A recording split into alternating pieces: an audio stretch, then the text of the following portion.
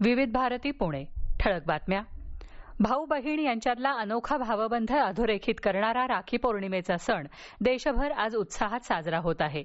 राष्ट्रपती द्रौपदी मुर्मू यांनी राखी पौर्णिमेच्या सणानिमित्त देशवासियांना शुभेच्छा दिल्या आहेत.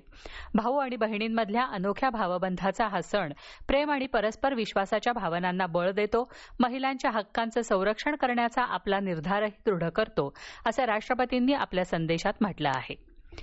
देशातल्या पाळीव जनावरांचं 2030 पर्यंत लसीकरण करून त्यांना तोंड तसंच खुरांना होणाऱ्या लाळ्या खुरकूत आजारापासून मुक्त करण्याकरता सुरू असलेल्या उपाययोजनांचा आढावा काल केंद्रीय मत्स्यपालन, पशुपालन आणि दुग्ध विकास मंत्री राजीव रंजन सिंह यांनी एका बैठकीद्वारे घेतला. या योजनेअंतर्गत केलेल्या सर्वेक्षणात महाराष्ट्रासह कर्नाटक, तमिळनाडू, आंध्र प्रदेश, तेलंगण, उत्तराखंड, पंजाब या राज्यांना प्राधान्य दिलं जाणार आहे. राज्य शासनाचा मराठी चित्रपट पुरस्कार वितरण सोहळा यंदा मुंबईमध्ये येत्या बुधवारी 21 तारखेला आयोजित करण्यात आला आहे.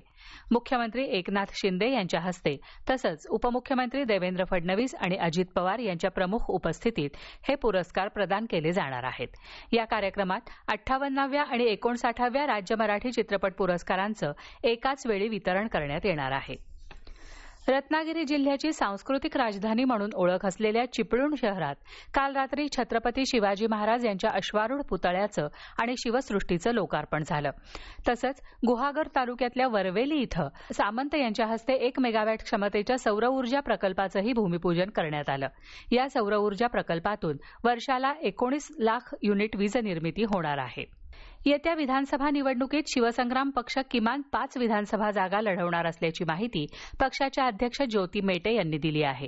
पुण्यात शिवसंग्राम पक्षाची सर्वसाधारण सभा ज्योती मेटे यांच्या अध्यक्षतेखाली काल पार पडली. त्यानंतर पत्रकार परिषदेत त्या बोलत होत्या. यावेळी शिवसंग्राम पक्षाच्या अध्यक्ष म्हणून मेटे यांची निवड करण्यात आली. या होत्या आतापर्यंतच्या ठळक बातम्या. यानंतरच्या ठळक बातम्या सकाळी 9:58 वाजून.